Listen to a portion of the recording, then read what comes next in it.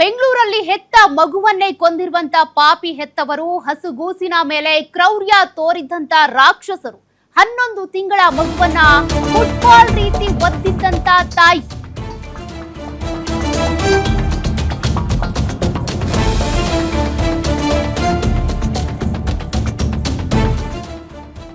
ಶೆಡ್ನಿಂದ ಮಗುವನ್ನ ಹೊರಗೆ ಎಸೆದಿದ್ಲು ಪಾಪಿ ತಂದೆ.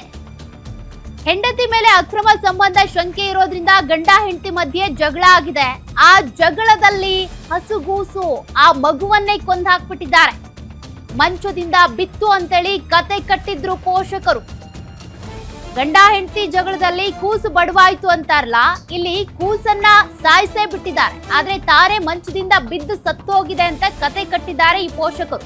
ಮರಣೋತ್ತರ ಪರೀಕ್ಷೆಯಲ್ಲಿ ಮಗು ಕೊಲೆ ರಹಸ್ಯ ಬಯಲಾಗಿದೆ. ಶೇಖಪ್ಪ ಮತ್ತು ವಿಜಯಲಕ್ಷ್ಮಿ ವಿರುದ್ಧ ಆವಲಹಳ್ಳಿ ಠಾಣೆಯಲ್ಲಿ ಎಫ್ಐಆರ್ ದಾಖಲಾಗಿದೆ.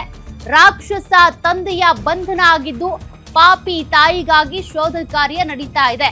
ಹಸುಗೂಸಿನ ಮೇಲೆ ಕ್ರೌರ್ಯ ತೋರಿಸಿದ್ರು ಈ ತಂದೆ ತಾಯಿ.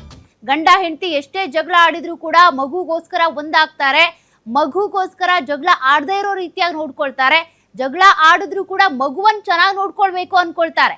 ಬಟ್ ಇವರಿಬ್ರು ನೋಡಿ, ಮಗುವಿನ ಮೇಲೆ ರಾಕ್ಷಸಿ ಕ್ರೌರ್ಯವನ್ನ ಮೆರೆದಿದ್ರು. ಅಷ್ಟೇ ಅಲ್ಲ, ಆ ಮಗು ಸತ್ತೇ ಹೋಗಿದೆ.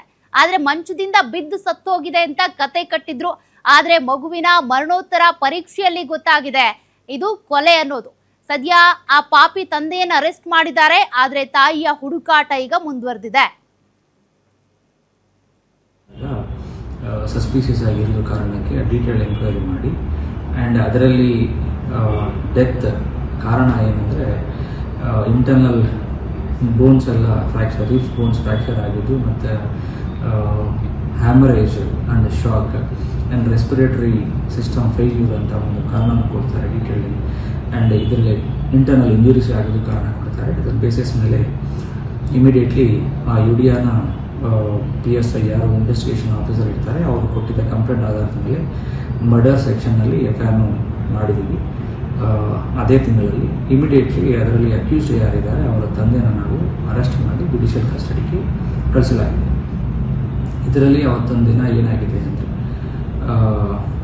ಇನ್ಸಿಡೆಂಟ್ ಆಗಿದ್ದ ದಿನ ತಂದೆ ಮತ್ತು ತಾಯಿ ಅಂದರೆ ವೈಫ್ ಆ್ಯಂಡ್ ಹಸ್ಬೆಂಡ್ ಇಬ್ಬರಿಗೂ ಒಂದು ವಿಚಾರದ ಬಗ್ಗೆ ಗಲಾಟೆ ನಡೀತಾ ಇದ್ದಾಗ